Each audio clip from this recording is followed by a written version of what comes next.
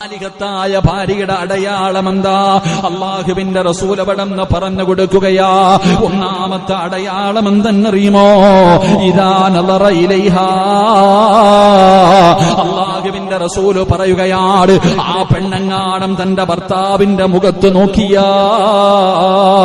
ഭർത്താവിന്റെ ജീവിതത്തിലെ സർവ്വ പ്രയാസങ്ങളും മാറുകയാണ്, സർവ്വവേദനകളും മാറുകയാണ്, സർവ്വ ദുഃഖങ്ങളും മാറുകയാണ്. ആ പ്രിയപ്പെട്ടവളുടെ മടിത്തട്ടിലൊന്ന് പോയി കിടന്നാൽ പടച്ചവനെ എല്ലാ ടെൻഷനും മാറുകയാണ്. എന്തൊരു സന്തോഷമെന്നറിയുമോ, എന്തൊരു സമാധാനമെന്നറിയുമോ? ഭാര്യയുടെ ചിരി കണ്ടു കഴിഞ്ഞാൽ ഭർത്താവിന് സമാധാനമാണ്. വീട്ടിലേക്ക് കടന്നു ചെന്ന് കഴിഞ്ഞാൽ അവരുടെ ജീവിതം സന്തോഷമാണ്, സ്വർഗമാണ്, സ്വർഗമാണ്. പടച്ചവരെ, അങ്ങനെ ഏതെങ്കിലും ഒരു ഭർത്താവിന് സന്തോഷം തോന്നുന്നുണ്ടോ?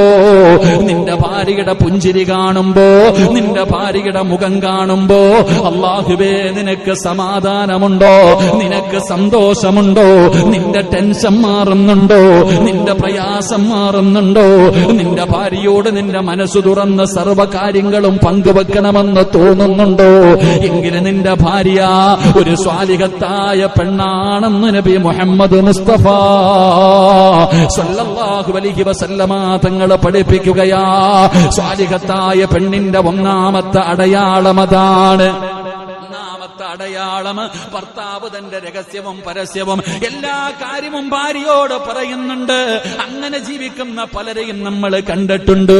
പടച്ചവനെ, ഭാര്യയും ഭർത്താവും കൂട്ടുകാരെ പോലെ, ഫ്രണ്ട്സുകളെ പോലെ പടച്ചവനെ തമാശകളെ പറഞ്ഞ് രണ്ടുപേരും സന്തോഷത്തോടെ ജീവിക്കുകയാണ്. പടച്ചവനെ, ഭാര്യ വീടിന്റെ കവാടത്തിൽ കാത്തു നിൽക്കുകയാ, ഭർത്താവ് വരുന്നത് കാത്തിരിക്കുകയാണ്. അങ്ങനെ ഒരു കാലമുണ്ടായിരുന്നല്ലോ. ഭർത്താവ് താമസിച്ചാൽ വീടിന്റെ കവാടത്തിൽ തന്റെ ഭർത്താവിനെ കാത്തു നിൽക്കുന്ന ഭാര്യ. പടച്ചവനെ, ഭർത്താവ് വരാതെ ഭക്ഷണം കഴിക്കൂല, ഭർത്താവ് കഴിക്കുന്ന പാത്രത്തിലെ ഭക്ഷണം കഴിക്കൂ.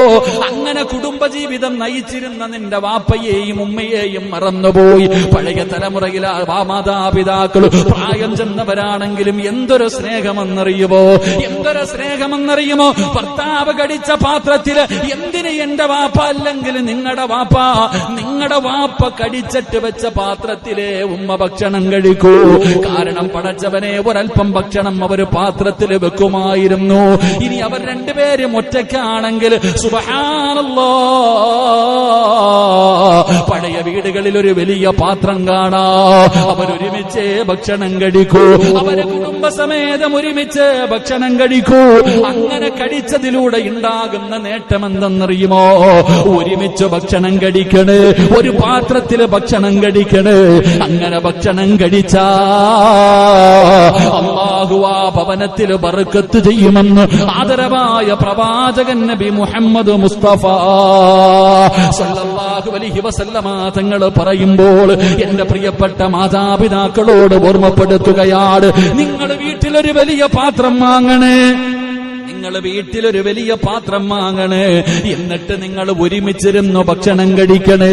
ഒരേ പാത്രത്തില് ഭാര്യയും ഭർത്താവും മാതാപിതാക്കളും മക്കളും എല്ലാവരും ഒരുമിച്ചിരുന്ന ഒരു പാത്രത്തിൽ ഭക്ഷണം കഴിച്ചാൽ അവർക്ക് അല്ലാഹു കൊടുക്കുന്ന 3 പ്രതിഫലം പറഞ്ഞു തരാ. അല്ലാഹു പഠിക്കാനുള്ള ഭാഗ്യം നൽകുമാറാകട്ടെ. അല്ലാഹു നമുക്ക് പഠിക്കാനുള്ള ഭാഗ്യം നൽകുമാറാകട്ടെ. കുടുംബസമേതം ഭാര്യയും ഭർത്താവും മക്കളും ഒരുമിച്ചിരുന്ന് ഭക്ഷണം കഴിക്കണം. അങ്ങനെ ഭക്ഷണം കഴിച്ച അല്ലാഹു ആ കുടുംബത്തിന് 3 പ്രതിഫലം കൊടുക്കും. അല്ലാഹു നമുക്ക് ഈമാൻ തരുമാറാകട്ടെ. അല്ലാഹു ഈമാൻ തരുമാറാകട്ടെ. കഴിക്കൂലേ? കഴിക്കൂലേ? ഞാൻ തെളിവ് സഹിതം പറഞ്ഞുതരാം, നിങ്ങൾ പേടിക്കണ്ട. നിങ്ങളുടെ ജീവിതം മാത്രം എടുത്തു നോക്കിയാൽ മതി, വേറെ ആരുടെയും ജീവിതം വേണ്ട. എന്റെ പ്രിയപ്പെട്ട സഹോദരങ്ങളെ, പഴയ വീടുകളിൽ ഉണ്ടായിരുന്നു, ഇപ്പത്തെ വീടുകളിലില്ല. ഈ ഒരുമിച്ചിരുന്ന് ഭക്ഷണം കഴിക്കുന്ന വീടുകളിൽ അള്ളാഹുവിന്റെ ബർക്കത്ത് ഉണ്ടാകുമെന്ന് ആദരവായ പ്രവാചകൻ നബി മുഹമ്മദ് മുസ്തഫ സല്ലല്ലാഹു അലൈഹി വസല്ലം. സത്യല്ലേ? ഇവിടെ പണ്ടുള്ള ഒരു 15 വർഷം 20 വർഷം ബാക്കിലോട്ട് ചിന്തിക്ക്, എവിടെയാ അപ്പൊ ദാരിദ്ര്യം പറയണേ?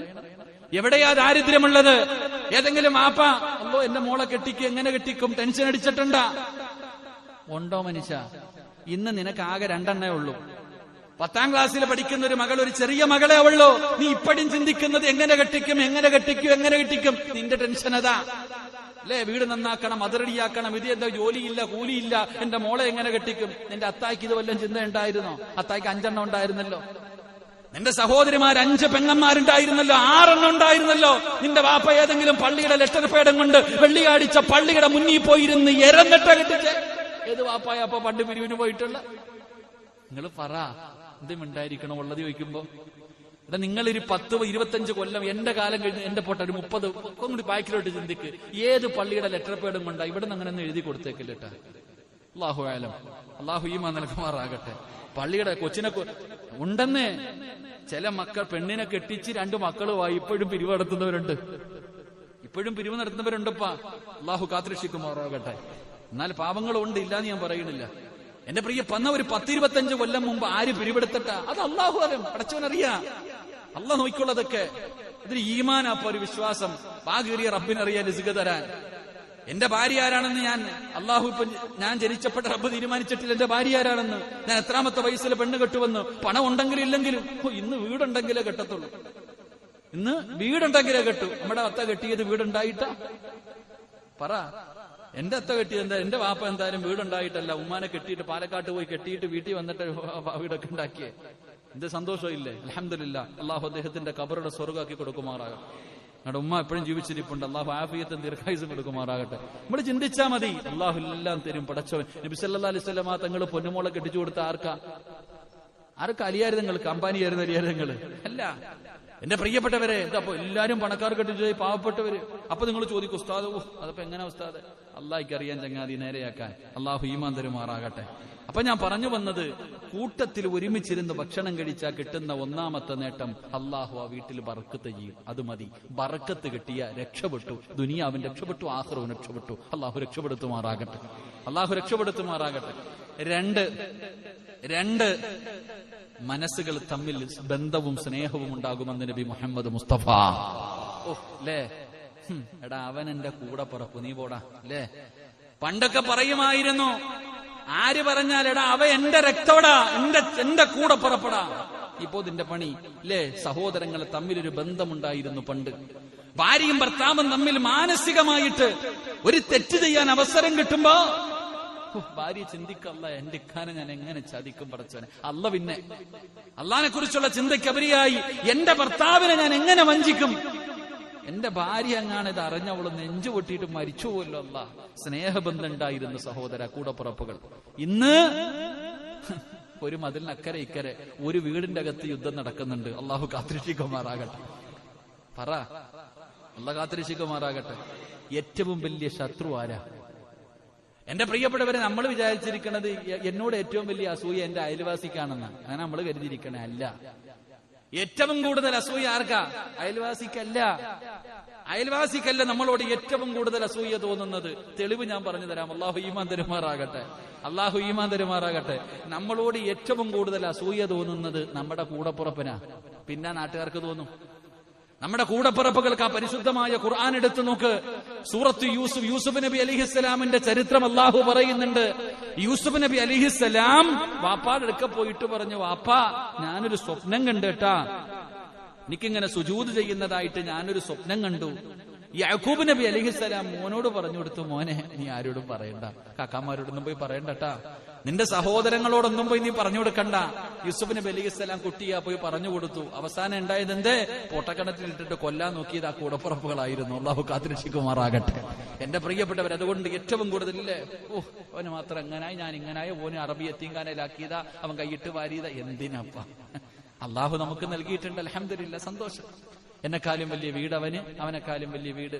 എത്രയൊക്കെ ആണെങ്കിലും, എത്ര വലിയ വീട് വെച്ചാലും കുടുംബ വീട്ടിൽ കിടന്നാൽ കിട്ടുന്ന ഒരു സുഖം വേറെ എങ്ങും കിട്ടൂല. അള്ളാഹു ഈമാൻ തരുമാറാകട്ടെ. ഉള്ള കാര്യല്ലേ?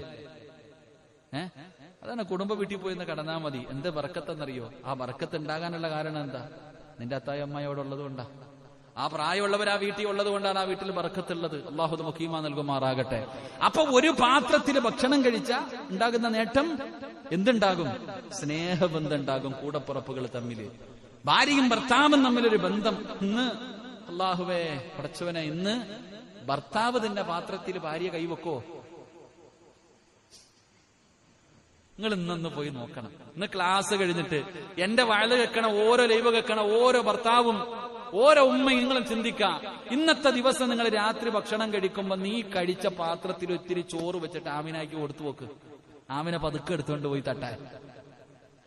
എന്തിന്? നമ്മുടെ ഉമ്മ, അള്ളാഹു നമ്മുടെ ഉമ്മയ്ക്ക് മരണപ്പെട്ടവരുടെ കബറിടം വിശാലമാക്കി കൊടുക്കുമാറാകട്ടെ.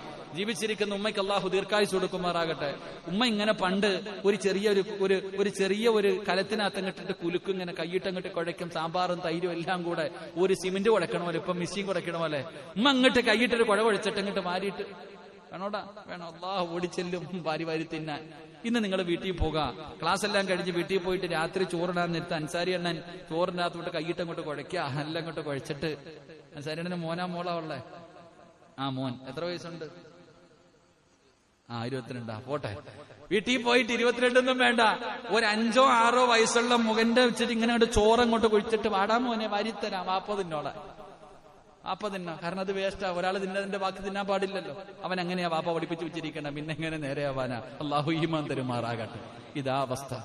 അതുകൊണ്ട് ഞാൻ പറയുന്നു, ഞാൻ തമാശക്ക് പറഞ്ഞതല്ല എന്റെ പ്രിയപ്പെട്ട സഹോദരങ്ങളെ, ഒരുമിച്ച് ഭക്ഷണം കഴിച്ചാൽ 2 ആ വീടിന്റെ അകത്ത് മനസ്സുകൾ തമ്മിലൊരു ബന്ധമുണ്ടാകും, സ്നേഹബന്ധം ഉണ്ടാകും. അള്ളാഹു നിലനിർത്തി തരുമാറാകട്ടെ, അള്ളാഹു നിലനിർത്തി തരുമാറാകട്ടെ. 3 ഒരുമിച്ച് ഭക്ഷണം കഴിച്ചാൽ എന്റെ പ്രിയപ്പെട്ട സഹോദരങ്ങളെ, ഒന്നാമതായിട്ട് അള്ളാഹു ആ വീട്ടിൽ ബർക്കത്ത് നൽകുകയാണ്. 2 മനസ്സുകളെ തമ്മിൽ സ്നേഹബന്ധമുണ്ടാവുകയാണ്.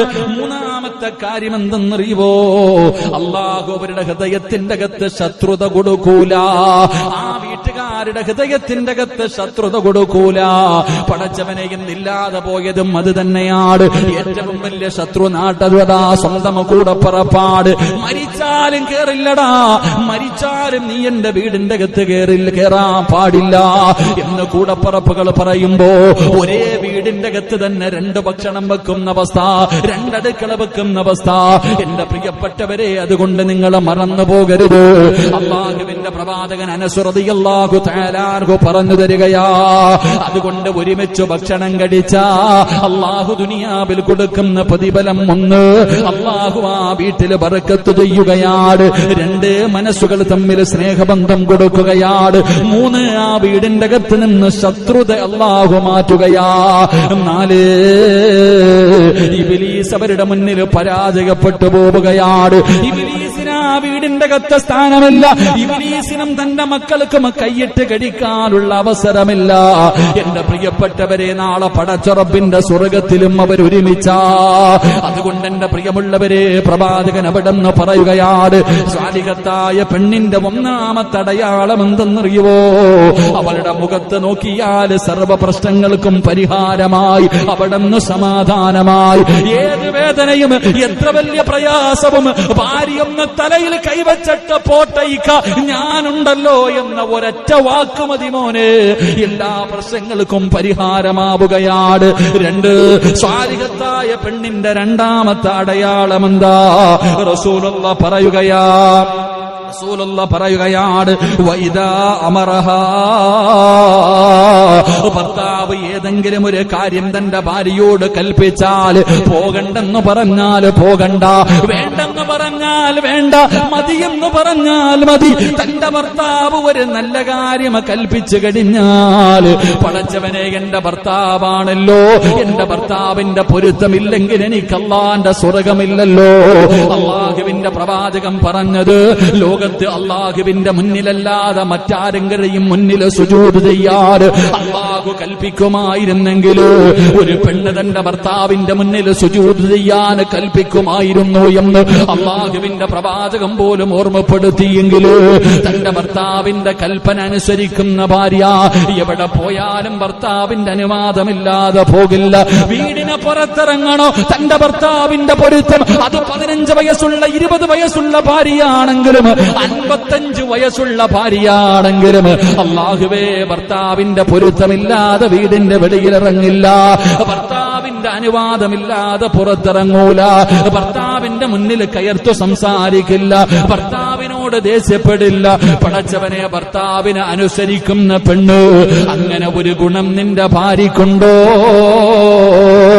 അവള് സ്വാലിഹത്തായ പെണ്ണാണെന്ന് നബി മുഹമ്മദ് മുസ്തഫ. അതിന്റെ പ്രിയപ്പെട്ട പെങ്ങള്, അല്ലാഹുവിന്റെ പ്രവാചകന്റെ ഖദീജയെ കുറിച്ച് പഠിക്കണം പെണ്ണ്. അല്ലാഹുവിന്റെ പ്രവാചകന്റെ പ്രിയപ്പെട്ട ഭാര്യയായ ഖദീജ ബീവി റളിയല്ലാഹു തആല അൻഹാ സ്വർഗ്ഗത്തിലൊരു മുത്തിന്റെ കൊട്ടാരമാ. ഒരാള് പോലും അടുത്തേക്ക് പോകാൻ കഴിയാത്ത, ഒരു ശല്യവും ചെയ്യാത്ത മനോഹരമായ ഒരു കൊട്ടാരം അല്ലാഹുവേ ഖദീജയ്ക്കുണ്ട്. എന്തിനാ അല്ലാഹ് ഇത് കൊടുക്കുന്നതെന്നറിയുമോ? 25 കൊല്ലം അല്ലാഹുവിന്റെ പ്രവാചകന്റെ കൂടെ ജീവിച്ചിട്ട് 25 വർഷക്കാലം അല്ലാഹുവിന്റെ റസൂലിന്റെ കൂടെ ജീവിച്ചു. ഒരിക്കൽ പോലും ശബ്ദമുയർത്തി സംസാരിച്ചിട്ടില്ല. ഭർത്താവിനെക്കാളും 15 വയസ്സ് കൂടുതലാ. ഭർത്താവിനെക്കാളും 15 വയസ്സ് കൂടുതലുള്ള ഖദീജ 25 കൊല്ലം ഒരിക്കൽ പോലും അല്ലാഹുവിന്റെ റസൂൽ എന്ന ഭർത്താവിന്റെ മുന്നില് പടച്ചവരെ ശബ്ദമുയർത്തി സംസാരിച്ചിട്ടില്ല. അല്ലാഹുവേ, അപ്പൊ പെണ്ണുങ്ങൾ പറയും പ്രവാചകനായത് കൊണ്ടല്ലേ? അല്ല പെങ്ങള്, 25ാമത്തെ വയസ്സിലാണ് അല്ലാഹുവിന്റെ പ്രവാചകന് ഖദീജയെ വിവാഹം കഴിച്ചത്. പ്രവാചകന് നുബൂവത്ത് കിട്ടിയത് എപ്പോഴെന്നറിയുമോ? 40ാമത്തെ വയസ്സിലാ.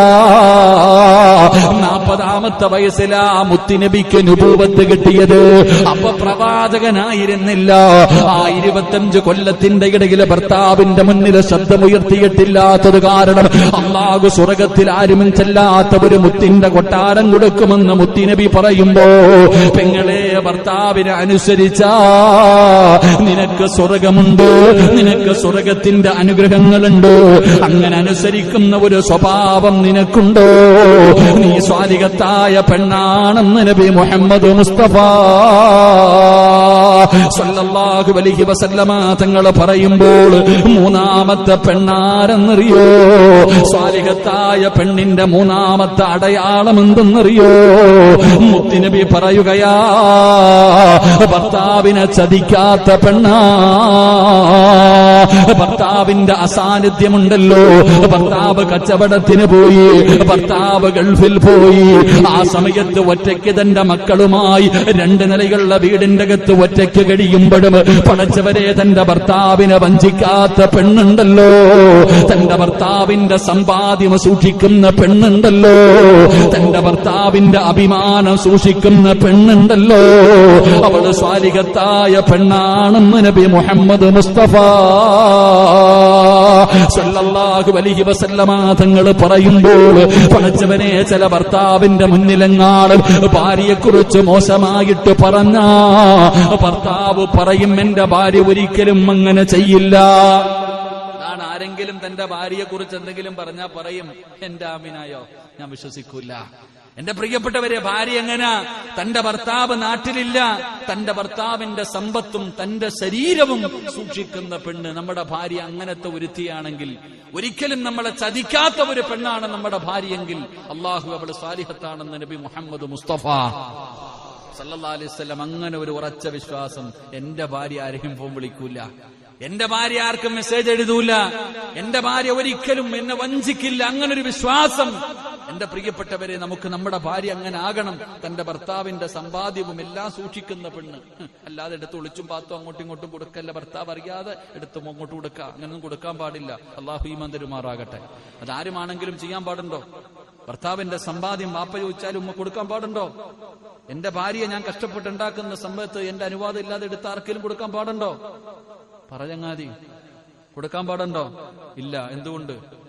ഭർത്താവിന്റെ അനുവാദം, സമ്പത്തും ശരീരവും സൂക്ഷിക്കുന്നവളാകണം ഭാര്യ. എന്റെ പ്രിയപ്പെട്ടവർ, ഇന്നത്തെ പെണ്ണുങ്ങൾ അങ്ങനൊന്നുമല്ല. പല പരിപാടികളും അതിനിടയിലൂടെ എടുത്ത് നടക്കും. ഭർത്താവിന്റെ അനുവാദം ഒന്നും ചോദിക്കാതെ എടുത്ത് അവിടെ കടം കൊടുക്കും, വല്ലവരും ചോദിക്കും, കൂടപ്പുറപ്പം ചോദിക്കുമ്പോൾ കൊടുക്കും. നമ്മളും അങ്ങനെ തന്നെ.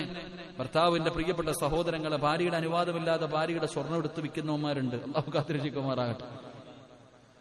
മഹറെടുത്ത് കൊടുക്കാവോ? ഭാര്യയുടെ സ്വർണം നമുക്ക് എടുക്കാവോ? എന്തെങ്കിലും ഇങ്ങനെ ഇരിക്കണേ? എന്താണ് ഷാജിക്കായുടെ ഭാര്യയുടെ സ്വർണ്ണം ഉണ്ട്, ഷാജിക്കായ്ക്ക് എടുക്കാവോ? ചോദിക്കാതെ എടുക്കാൻ പറ്റുമോ? എന്തെടുക്കാൻ പറ്റാത്ത നമ്മുടെ ഭാര്യയല്ലേ? എന്തേ പറ്റാതെ? എന്താ ഷൗകണ്ണെ? ഷൗകണ്ണ പിന്നെ ചോദിക്കാനൊന്നും ഇല്ല അല്ലേ? നമ്മൾ ശ്രദ്ധിക്കേണ്ട കാര്യം, എന്റെ ഭാര്യയുടെ സ്വർണം അല്ലേ, അപ്പൊ അത് എന്റേതാണോ? അല്ല.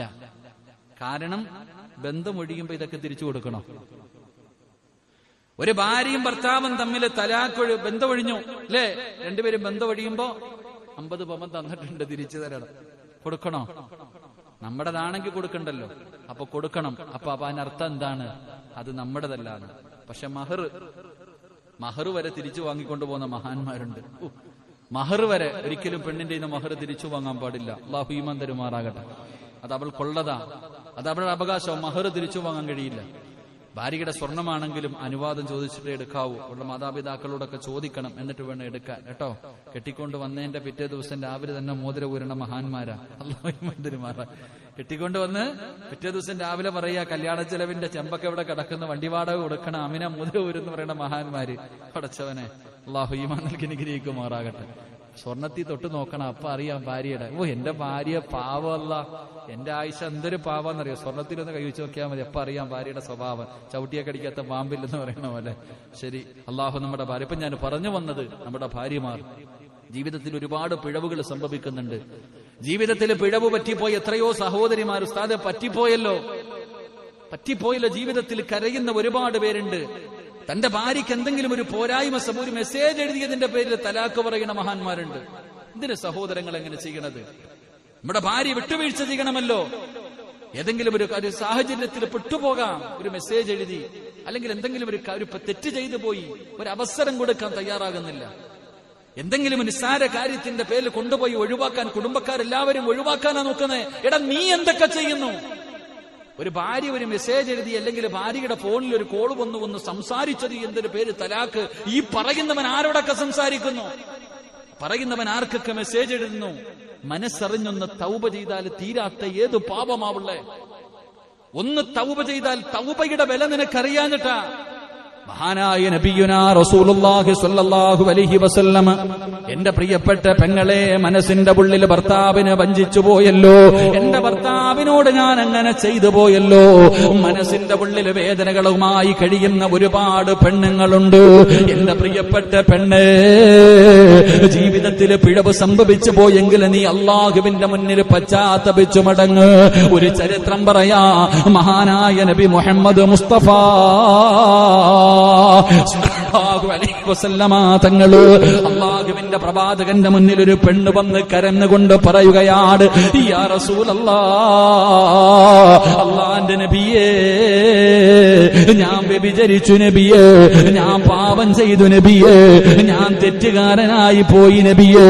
അല്ലാഹുവിന്റെ പ്രവാചകന്റെ മുന്നിൽ വന്ന് തെറ്റ് ചെയ്തു പോയെന്നൊരു പെണ്ണ് പറയുമ്പോ, വ്യഭിചരിച്ചു പോയെന്ന് പ്രവാചകന്റെ മുന്നിൽ വന്ന് കരഞ്ഞുകൊണ്ട് പറയുമ്പോ, അല്ലാഹുവേ, അവസാനം അവിടുന്ന് ഇസ്ലാമിൽ വ്യഭിചരിച്ച പെണ്ണിനെ എന്ത് ചെയ്യണമെന്നാ ശിക്ഷ? എറിഞ്ഞു കൊല്ലണമെന്നാണല്ലോ.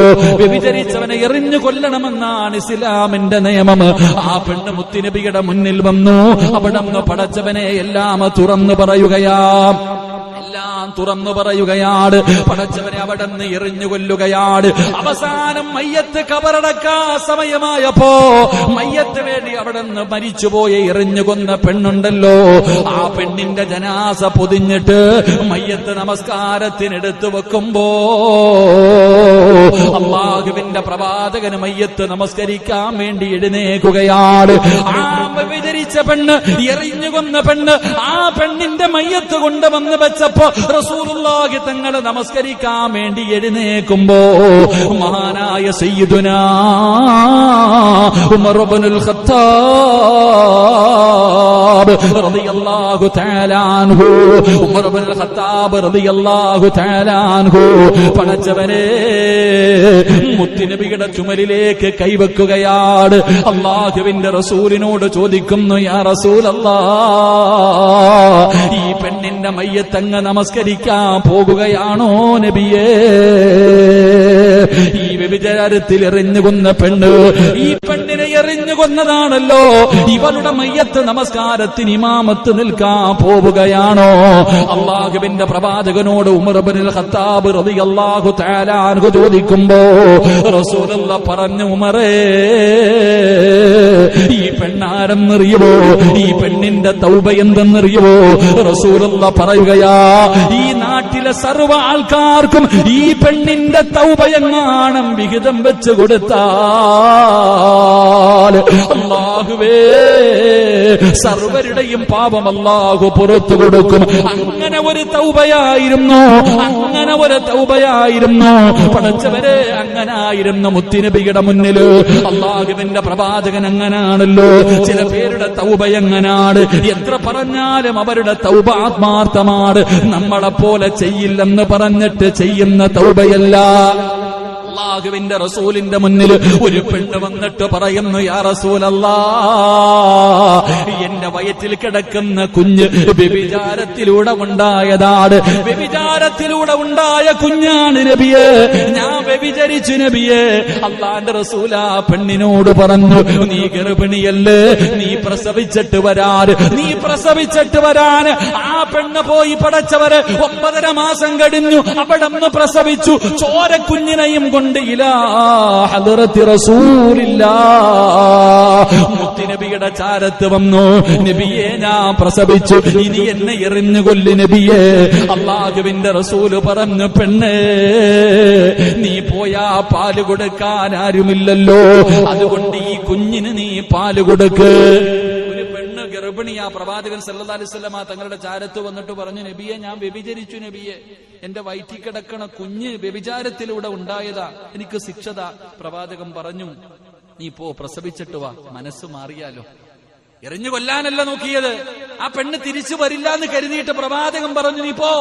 9.5 മാസം കഴിഞ്ഞു, പ്രസവം കഴിഞ്ഞിട്ട് ചോര കുഞ്ഞിനെയും കൊണ്ടുവന്ന് മുത്തുനബിയുടെ മുന്നിൽ വെച്ചിട്ട് പറയാ, പ്രസവിച്ച് നബിയെ, എനിക്കുള്ള ശിക്ഷതാ. റസൂലുള്ളാഹി പറഞ്ഞു, നീ പോയി പാല് കൊടുക്കു കുഞ്ഞിന്. അങ്ങനെയെങ്കിലും കുഞ്ഞിന്റെ മുഖം കാണുമ്പോഴെങ്കിലും മനസ്സ് മാറുമെന്ന് വിചാരിച്ചിട്ടാ പറഞ്ഞിട്ടെ. ആ പെണ്ണ് പോയിട്ട് തന്റെ കുഞ്ഞു പാല് കുടിക്കും. അവസാനം ഭക്ഷണം കഴിക്കാൻ സമയമായപ്പോ, പാലുകുടിയൊക്കെ കഴിഞ്ഞ് വർഷങ്ങൾ കഴിഞ്ഞ് തന്റെ കുഞ്ഞു ഭക്ഷണം കഴിക്കാൻ മുത്തുനബിയുടെ മുന്നിൽ കൊണ്ടുവന്നിട്ട് കാണിച്ചു കൊടുത്തു, നബിയെ, എന്റെ മോൻ പാലല്ലാത്ത ഭക്ഷണം കഴിക്കാൻ തുടങ്ങി, എനിക്ക് ശിക്ഷതാ നബിയെ. സല്ലല്ലാഹു അലൈഹി വസല്ലം മുത്തുനബിയുടെ മുന്നിൽ റസൂലുള്ളാഹി തങ്ങൾ അവിടെ നിന്ന് ചോദിച്ചപ്പോ പറഞ്ഞ എന്തെന്നറിയോ? നബിയെ, ഒരു തെറ്റിന്റെ പേരിൽ അള്ളാഹു 2 പ്രാവശ്യം ഒരു മനുഷ്യനെ ശിക്ഷിക്കില്ല. ഒരു തെറ്റ് ചെയ്തതിന്റെ പേരിൽ 2 പ്രാവശ്യം അല്ല ഒരാളെ ശിക്ഷിക്കോ? ഇല്ല, അല്ല നീതിമാനാ. അപ്പൊ ഇവിടെ വെച്ച് ഇതാണെങ്കിൽ എറിഞ്ഞങ്ങ് മരിക്കുന്നതോടുകൂടി എന്റെ കാര്യം തീർന്നു. പക്ഷെ അള്ളാടെ മുന്നിൽ പോകുമ്പോ എനിക്ക് രക്ഷപ്പെടാനല്ലോ. പക്ഷേ അവിടെ പോയാൽ എന്നെ കൊണ്ട് താങ്ങാൻ പറ്റില്ല നബിയെ. എന്റെ പ്രിയപ്പെട്ട സഹോദരങ്ങളെ, ആ പെണ്ണിന്റെ മയ്യത്ത് നമസ്കരിക്കാൻ പോകുമ്പോഴാ ഉമർ തങ്ങൾ തടഞ്ഞിട്ട് ചോദിക്കാൻ, നബിയെ, വ്യഭിചരിച്ച് എറിഞ്ഞു കൊന്ന പെണ്ണിന്റെ മയ്യത്താണോ നിസ്കരിക്കണേ? അവിടെ നിന്ന് പറഞ്ഞു കൊടുത്തു, ഈ പെണ്ണിന്റെ തൗബയെടുത്തിട്ട് വിഹിതം വെച്ചു കൊടുത്താൽ ഈ നാട്ടിലെ എല്ലാ മനുഷ്യരുടെയും പാവം അല്ലാഹു പുറത്തു കൊടുക്കും. അത്രയും വലിയ തൗബയാ. അള്ളാഹു നമുക്ക് ഈമാൻ നൽകുമാറാകട്ടെ. അല്ലാഹു നമുക്ക് ഈമാൻ നൽകുമാറാകട്ടെ. നമ്മുടെ ജീവിതത്തിൽ നമ്മളും മനുഷ്യരാ, അതുപോലെ നമ്മുടെ ഭാര്യയും. നമ്മ ആർക്കെല്ലാം നമ്മൾ മെസ്സേജ് എഴുതുന്നു, മലക്കുകളാ. പണ്ടാരോ പറഞ്ഞതുപോലെ, തെറ്റ് ചെയ്യാത്തവർ എന്നെ കല്ലെറിഞ്ഞു എന്ന് പറഞ്ഞ പോലെ ആരാപ്പ ഉള്ളേ? ഞാൻ എത്ര പേർക്ക് മെസ്സേജ് എഴുതുന്നു, ആരെയെല്ലാം ഞാൻ വിളിക്കുന്നു, എത്ര പേരോട് ഞാൻ സംസാരിക്കുന്നു, നല്ലതും മോശവുമായി. പക്ഷെ അത് നമ്മുടെ ഭാര്യ ചെയ്തു കഴിഞ്ഞാൽ പൊറുക്കാനുള്ള മനസ്സ് നമുക്കില്ലെങ്കിൽ വിട്ടുവീഴ്ചകൾ ചെയ്തു കൊടുക്കണം, തെറ്റുകൾ തിരുത്തി കൊടുക്കണം. എന്നിട്ടും പറ്റാതെ വരുമ്പോഴാണ് നമ്മൾ മറ്റുള്ളതിനെ കുറിച്ച് ചിന്തിക്കേണ്ടത്. അള്ളാഹു നമുക്ക് ഈമാൻ നൽകുമാറാകട്ടെ. അള്ളാഹു നമുക്ക് ഈമാൻ നൽകുമാറാകട്ടെ. അതുകൊണ്ട് എന്റെ പ്രിയമുള്ള സഹോദരിമാര്, ജീവിതത്തിൽ പിഴവുകൾ സംഭവിച്ചു പോയവർ എത്രയോ സഹോദരിമാര്. ഒരു അടുത്ത് ഉണ്ടായൊരു സംഭവം, ഒരു പെണ്ണ് തന്റെ ജീവിതത്തിൽ ഒരു പോരായ്മ പറ്റിപ്പോയി. പാപം മനസ്സിന്റെ ഉള്ളിൽ കൊണ്ടു നടക്കാൻ കഴിയാത്തത് കാരണം ഭർത്താവിനോട് തുറന്നു പറഞ്ഞു. ആ പഹയെ അതിനെ ഒഴിവാക്കി കളഞ്ഞു. ആരെയപ്പ കുറ്റം പറയണ്ടത്? ഞാൻ ആ പെണ്ണിനോട് ചോദിച്ചു, നീ എന്തിനാ ഇത് പറഞ്ഞെന്ന്.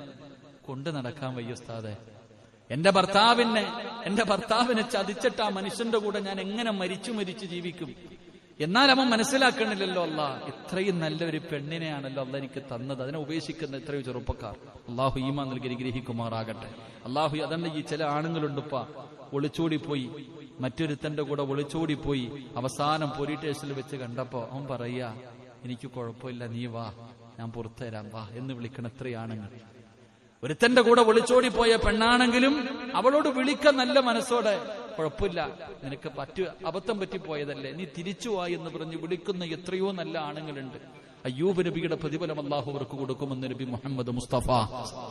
അതുകൊണ്ട് സഹോദരങ്ങളെ, ജീവിതത്തിൽ വിട്ടുവീഴ്ചകൾ ചെയ്യാൻ നമ്മൾ തയ്യാറാകണം.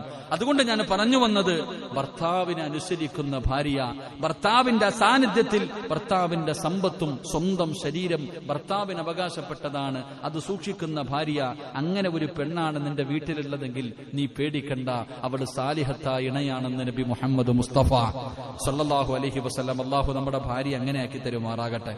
അല്ലാഹു നമ്മുടെ ഭാര്യ അങ്ങനെയാക്കി തരുമാറാകട്ടെ. 4 സമയം എന്തായി? 9:50. എത്ര മണിക്കാണ് നിർത്തേണ്ടത്? 10 മണിക്കില്ലേ? ഇൻഷാ അല്ലാ ഒരെണ്ണം കൂടെ പറഞ്ഞിട്ട് നിർത്താം. എന്താ, ഒരെണ്ണം കൂടെ പറയണ്ടേ? ഇൻഷാ അല്ലാ ഒരെണ്ണം കൂടെ പഠിച്ചിട്ട് നിർത്താം. അല്ലാഹു ഭാഗ്യം തരുമാറാകട്ടെ. അല്ലാഹു ഭാഗ്യം നൽകുമാറാകട്ടെ. മഹാനായ പ്രവാചകൻ നബി മുഹമ്മദ് മുസ്തഫ സല്ലല്ലാഹു അലൈഹി വസല്ലമ തങ്ങൾ പറയുന്ന സ്വാലിഹത്തായ ഒരു പെണ്ണിന്റെ 4ാമത്തെ അടയാളം എന്തെന്നറിയുമോ? ഇആനത്തി സൗജി അലാ ഉമൂരി ദീനി. ഇങ്ങനെ ഒരു ഭാര്യയെ കിട്ടുന്നവൻ എത്ര വലിയ ഭാഗ്യവാനാണ്. ഇതുപോലെ ഒരു പെണ്ണിനെ കിട്ടുന്നവൻ എത്ര വലിയ ഭാഗ്യവാനാണ്.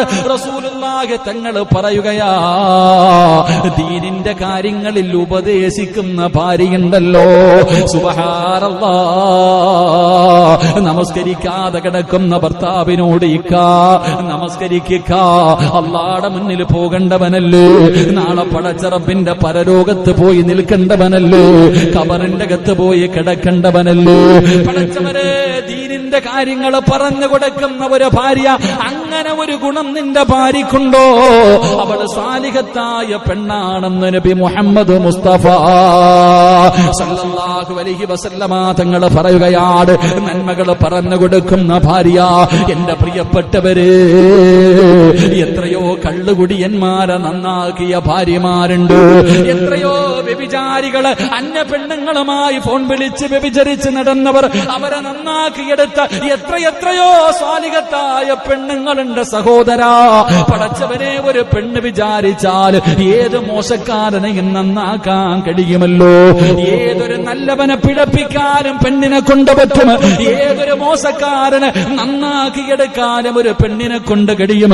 പടച്ചവനെ, വിവാഹം കഴിക്കുമ്പോ നമസ്കരിക്കാത്ത ഭർത്താവ് പടച്ചവനെ ഇന്ന് നമസ്കരിക്കുന്നവനാണ്, അവനെ നമസ്കരിക്കാൻ പഠിപ്പിച്ചത് ഭാര്യയാണ്. കള്ളുകുടിച്ച് നടന്നവനാണ്, അവനെ കള്ളുകുടി മാറ്റാൻ ഒരു ഹോസ്പിറ്റലും കൊണ്ടുപോയില്ല, അവനെ നന്നാക്കി എടുത്തത് അവന്റെ ഭാര്യയാണ്. ലോട്ടറി എടുക്കുന്നവനായിരുന്നു, പലിശക്കെടുക്കുന്നവനായിരുന്നു, അല്ലാഹുവേ ഹറാമ് തിന്നുന്നവനായിരുന്നു. പടച്ചവനെ, ഭാര്യ പറഞ്ഞു കൊടുത്തിക്കാ, ഹറാമ് വേണ്ട, ഹറാമ് വേണ്ട. പ്രവാചകൻ അവിടെന്ന് പറഞ്ഞല്ലോ, ഒരു പെണ്ണിന് സ്വർഗമുണ്ട്, ഒരു പെണ്ണിന് സ്വർഗമുണ്ട്. ഏത് പെണ്ണിനെന്നറിയോ? എന്റെ ശബ്ദം കേൾക്കുന്ന പെങ്ങള്, നിനക്ക് അല്ലാഹുവിന്റെ സ്വർഗം വേണോ? നിനക്ക് അല്ലാഹുവിന്റെ സ്വർഗം വേണോ? പടച്ചവനെ, പ്രവാചകൻ അവിടെന്ന് സ്വഹാബത്തിനോട് പറഞ്ഞു കൊടുത്തു, സ്വഹാബാ, സ്വർഗത്തിന്റെ അവകാശിയായ ഒരു പെണ്ണിനെ ഞാൻ നിങ്ങൾക്ക് കാണിച്ചു തരട്ടെ. സഹാബി വനിതകളോടാണ് പറയുന്നത്, സ്വർഗത്തിന്റെ അവകാശിയായ ഒരു പെണ്ണ്. തങ്ങള് സഹാബി വനിതകളോട് പറഞ്ഞു, സ്വർഗത്തിന്റെ അവകാശിയായ ഒരു പെണ്ണിനെ ഞാൻ നിനക്ക് കാണിച്ചു തരട്ടെ. പെണ്ണുങ്ങളൊക്കെ അങ്ങോട്ടും ഇങ്ങോട്ടും നോക്കാം, ഞാനായിരിക്കും. എല്ലാ പെണ്ണുങ്ങളും പരസ്പരം അങ്ങോട്ടും ഇങ്ങോട്ടും നോക്കാൻ ഞാനായിരിക്കും. റസൂലുള്ളാഹി തങ്ങൾ പറഞ്ഞു കൊടുത്തു, അതുകൊണ്ട് ആ പോകുന്ന പെണ്ണില്ലേ, അവള് സ്വർഗത്തിന്റെ അവകാശിയാണെന്ന് നബി മുഹമ്മദ് മുസ്തഫ. നബി മുഹമ്മദ് മുസ്തഫ അല്ലാഹുവേ, മുത്തുനബി അവിടെന്ന് കാണിച്ചു കൊടുക്കുമ്പോ പെണ്ണുങ്ങൾ നോക്കുന്നു, ആരാ? ഒരു വിറക് വെട്ടുകാരന്റെ ഭാര്യയാണ്, ഒരു പാവപ്പെട്ട വിറക് വെട്ടുകാരന്റെ ഭാര്യയാണ്. പടച്ചവനെ, സാധാരണ ഒരു പാവപ്പെട്ട പെണ്ണാണ്. അവളെ നോക്കിയിട്ടാണ് മുത്തുനബി പറഞ്ഞു, അവള് സ്വർഗത്തിലാ. അല്ലാഹുവേ, ഒരുപാട് ഇബാദത്തുകൾ ചെയ്യുന്ന സ്വഹാബി വനിതകളുണ്ടല്ലോ, ഇറങ്ങി ഓടുകയാണ്. അവിടെ ചെന്നിട്ട് ചോദിക്കുന്നു, മുത്തുനബി പറഞ്ഞു, നീ സ്വർഗത്തിലാണ്, നീ ജീവിതത്തിൽ എന്ത് സൽക്കർമ്മമാണ് ചെയ്യുന്നത്? ആ പെണ്ണ് പറഞ്ഞു, നിങ്ങൾ നിസ്കരിക്കുന്നത് പോലെയേ ഞാൻ നിസ്കരിക്കുന്നുള്ളൂ. ഒരുപാട് നിസ്കാരമില്ല, ഒരുപാട് സദഖകളില്ല, ഒരുപാട് സൽക്കർമ്മങ്ങളില്ല. പക്ഷേ നീ പ്രത്യേകമായിട്ട് എന്തോ ചെയ്യുന്നുണ്ട്. ആ സമയത്ത് ആ വിറക് വെട്ടുകാരന്റെ ഭാര്യ പറഞ്ഞതെന്തെന്നറിയോ? രാവിലെ എന്റെ പ്രിയപ്പെട്ട ഭർത്താവ് ജോലിക്ക് വേണ്ടി വീടിന്റെ വെളിയിലേക്ക് ഇറങ്ങി പോകുമ്പോ ഭർത്താവിന്റെ കയ്യിൽ പിടിച്ചിട്ട് പറയുന്നു, ഇക്കാ വൈകുന്നേര സമയത്ത് ഈ വീട്ടിലേക്ക് തിരിച്ചു വരുമ്പോ ഹറാമിന്റെ പൈസ കൊണ്ടുവരല്ലേ,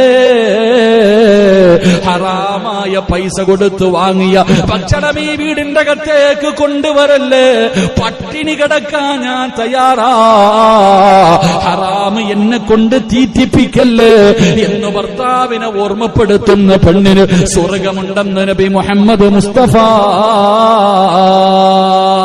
സല്ലല്ലാഹു അലൈഹി വസല്ലം. എങ്ങനെ രാവിലെ വീട്ടിൽ നിന്ന് ജോലിക്ക് പോകുന്ന ഭർത്താവിനോട് പറയുന്നിക്ക, പിടിച്ചു പറിച്ചതോ മോട്ടിച്ചതോ അല്ലെങ്കിൽ കൈയിട്ട് വാരിയതോ പലിശക്കെടുത്തതോ ഒന്നും ഈ വീട്ടിൽ കൊണ്ടുവരല്ലേ ഇക്ക, പട്ടിണിയാണെങ്കിൽ ഞാൻ കടന്നോളാം, കുഴപ്പമില്ല, ഹറാമിന്റെ പൈസ കൊടുത്ത ഭക്ഷണം നിന്നെ കൊണ്ട് തീറ്റിപ്പിക്കരുത്, എന്റെ മക്കളെ കൊണ്ട് തീറ്റിപ്പിക്കരുത്, ദുആയ്ക്ക് ഇജാബത്തില്ലാത്ത കാര്യവ, നരകത്തിന്റെ അവകാശിയായി പോകും, അതുകൊണ്ട് ഇക്ക ഉള്ളത് മതി, എനിക്കൊരു പരാതിയുമില്ല എന്ന് ഭർത്താവിന് രാവിലെ ജോലിക്ക് പോകുമ്പോ പറഞ്ഞു കൊടുക്കുന്ന പെണ്ണിന് നാളെ സ്വർഗമുണ്ടെന്ന് നബി മുഹമ്മദ് മുസ്തഫ സല്ലല്ലാഹു അലൈഹി വസല്ലം.